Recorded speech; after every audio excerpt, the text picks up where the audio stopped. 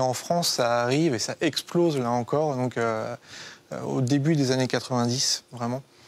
Avec une marque, avec l'arrivée du classeur que tu as montré, d'une marque un peu venue de nulle part, une marque californienne, Upper Deck. Juste ce nom-là, pour moi, ça représente la carte de basket.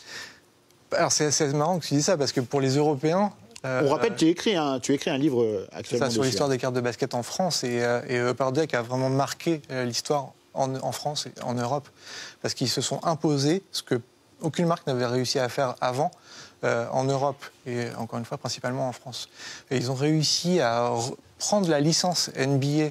Alors à l'époque, il n'y avait pas de monopole, donc on avait plusieurs marques. On avait Fleer, Topps, Skybox, des marques qui parlent pas forcément à tout le monde. Skybox, oui, parce que ça existe encore aujourd'hui. Ça a été racheté après. Ah, ça a été racheté, mais ça me disait quelque chose. Ouais. Mais, tu vois.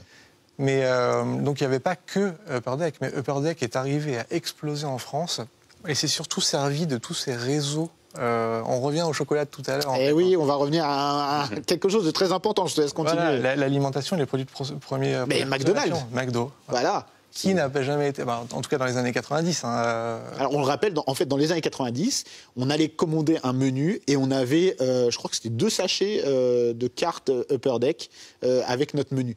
Donc évidemment, déjà, on est, encore une fois, c'est pour ça, pour moi, que c'est vraiment symptomatique des années 90, c'est qu'on était dans une consommation on mêlait tout. Hein. Allez, on mêlait tout. On rappelle, McDo, à l'époque, avait un contrat avec Disney pour les Happy Meal, où tous les films Disney, les jouets sortaient dans les Happy Meal.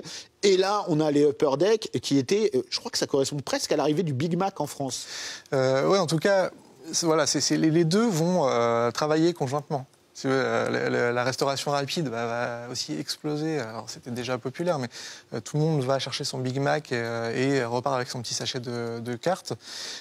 Les céréales, Nestlé, Golden Grams. Et oui, Golden Grams, voilà, partenaire officiel de la NBA. Exactement, tu te rappelles de la pub, donc tu vois à quel point c'est rentré dans le cerveau des... Mais c'est ça, les gens ne savent pas, mais là je viens juste de réciter une publicité d'il y a 25 ans, quoi. C'est incroyable, avec Bob. De la NBA. Bob, exactement. Yeah. Alors tu vois, voilà, donc ça a très très bien marché. Donc Upper Deck après a pris le marché qui était ouvert. Et pareil, ça arrive d'abord dans les cours de récré. La cour de récré, c'est l'explosion, c'est l'orgie dans les cours de récré à l'époque. Voilà, on parlait tout à l'heure des cartes Magic, dans les cours des cartes DBZ aussi, hein, qui s'échangeaient.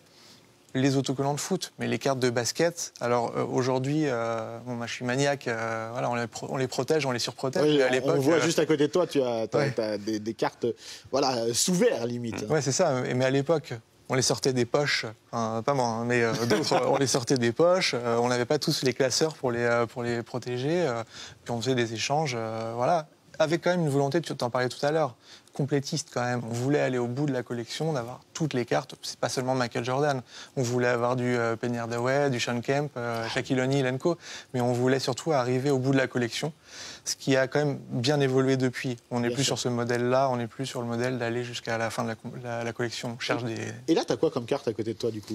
Bah, écoute, alors ça va être un peu plus large que simplement la France. Là, j'ai la première carte dans laquelle on a inséré un bout de maillot. Donc, ça s'appelle une jersey, un memorabilia.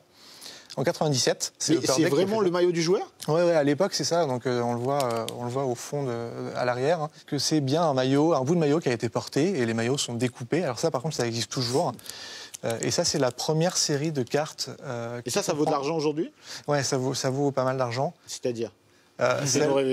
Non, celle-là, c'est une des moins chères, entre guillemets, mais ça vaut 600 €, quoi, à peu près.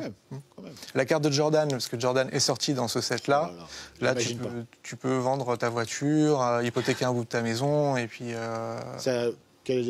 c'est du 20 000 $.